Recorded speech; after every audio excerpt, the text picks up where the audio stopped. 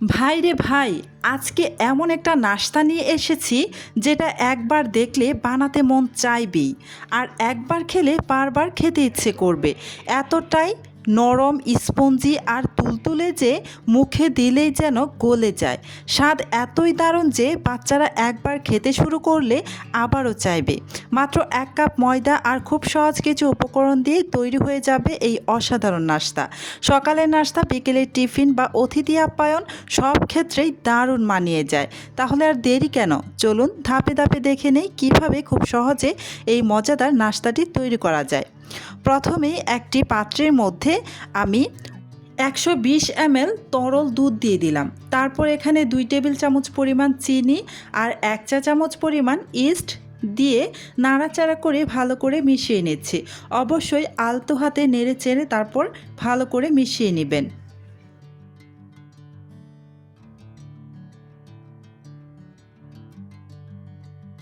ভালো করে নেড়ে মিশিয়ে নেওয়া হয়ে গিয়েছে। এখন ডেকে 10 মিনিটের জন্য রেস্টে রেখে দিব।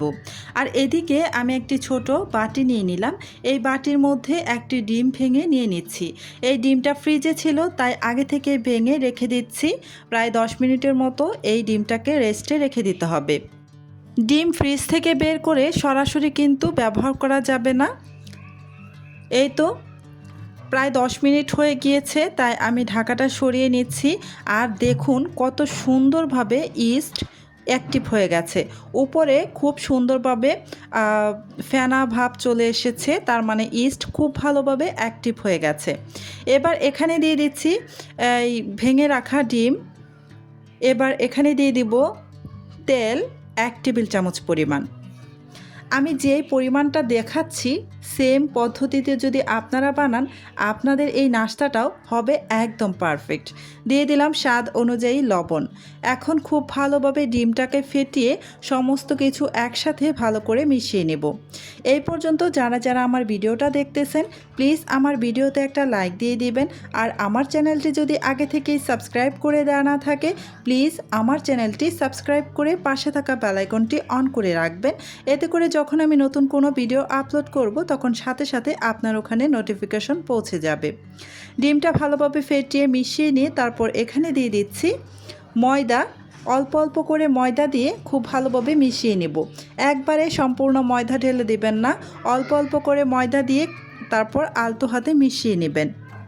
আমি এখানে ময়দার পরিমাণটা বলে দিচ্ছি, প্রায় 125 গ্রাম পরিমাণ ময়দা ব্যবহার করছি।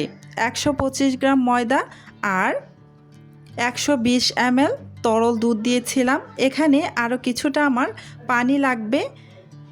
এই পানিটা কিন্তু কুসুম গরম পানি, আমি সামান্য একটু পানি দিয়ে দিচ্ছি প্রয়োজন অনুসারে।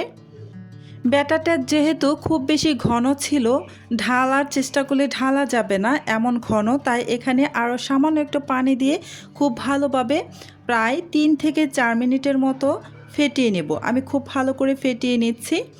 আপনারা হ্যান্ড উইক্সের সাহায্যে কিন্তু ফেটিয়ে নিতে পারেন। আমি একটি কাঁটা চামচের সাহায্যে খুব ভালোভাবে ফেটিয়ে নিচ্ছি।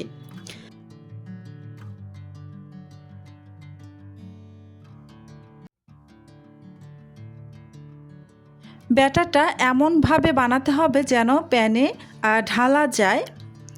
খুব বেশি ঘন বা একদম পাতলা করে বানানো যাবে না। ব্যাটারটা রেডি। এবার ঢেকে রেখে দেব প্রায় 1 ঘন্টা বা 30 মিনিট। আমি প্রায় 30 মিনিটের মতোই রেস্টে রেখে দিয়েছিলাম, কারণ আমার হাতের কাছে আর সময় নেই। আমি দ্রুত এই নাস্তাটা বানিয়ে নেব।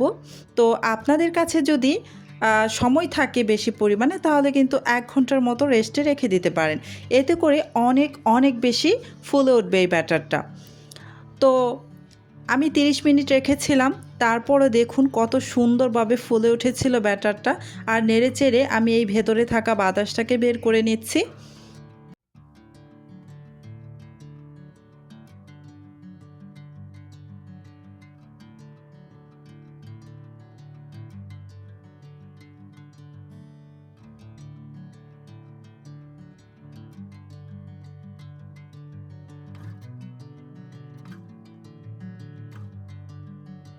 আবারও কিছুক্ষণ নেড়েচেড়ে ব্যাটারটাকে রেডি করে নিয়েছি। এবার চলে যাচ্ছি চুলায়। চুলায় একটা প্যান বসিয়ে দিয়েছি। প্যানে আমি সামান্য একটু তেল আগে থেকে ব্রাশ করে রেখেছিলাম। এবার এখানে কিছুটা ব্যাটার দিয়ে দিচ্ছি। এবার ঢেকে রেখে দিব প্রায় কয়েক সেকেন্ডের জন্য। খুব বেশি সময় কিন্তু রাখা যাবে না।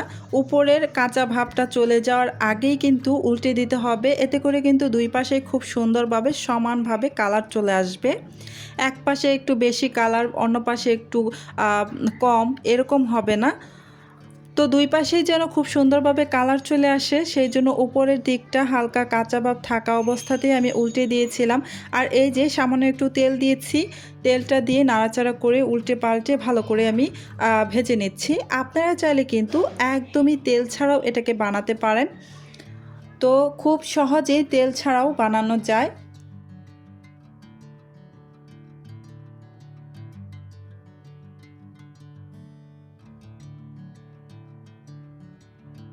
দুই পাশেই খুব সুন্দর কালার করে আমি ভেজে নিয়েছি। এবার এটাকে নামিয়ে নিচ্ছি। সেম প্রসেসে আমি আপনাদের আরও একটি বানিয়ে দেখিয়ে দিচ্ছি। চুলায় এই যে দেখুন প্যানের মধ্যে কিন্তু তেল নেই। এবার এখানে কিছুটা ব্যাটার দিয়ে দিলাম। যখন ব্যাটারটা ঢালবেন তখন যেন প্যানের মধ্যে খুব বেশি তেল না থাকে। ঢেকে রেখে দিলাম প্রায় কয়েক সেকেন্ডের জন্য। খুব বেশি সময় রাখা যাবে না। এই যে উপরের দিকটা হালকা কাঁচা ভাব থাকা অবস্থাতে আমি উল্টে দিব। এতে করে দুই পাশেই খুব সুন্দরভাবে কালার চলে আসবে সমানভাবে। আমি সামান্য একটু এ পর্যায়ে তেল দিয়ে দিলাম। তেল দিয়ে আমি দুই পাশে ভেজে নিব।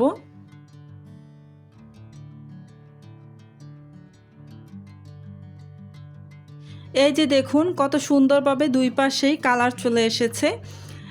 সবগুলো নাস্তা আমি সেমভাবে বানিয়ে নিয়েছি। আলহামদুলিল্লাহ, আমার আজকের নরম স্পঞ্জি আর ভীষণ মজাদার নাস্তাটি একদম তৈরি। দেখতেই পাচ্ছেন কত সুন্দর ফুলে উঠেছে আর ভেতরটা কতটা তুলতুলে হয়েছে। আশা করি রেসিপিটি আপনাদের ভালো লেগেছে।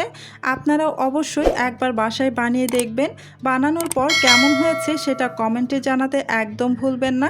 ভিডিওটি যদি ভালো লেগে থাকে তাহলে একটি লাইক দিয়ে আমাকে উৎসাহ দিন। আর এমন সহজ, নতুন ও সুস্বাদু রেসিপি সবার আগে পেতে আমার চ্যানেলটি সাবস্ক্রাইব করে পাশে থাকা বেল আইকনটি অন করে রাখুন।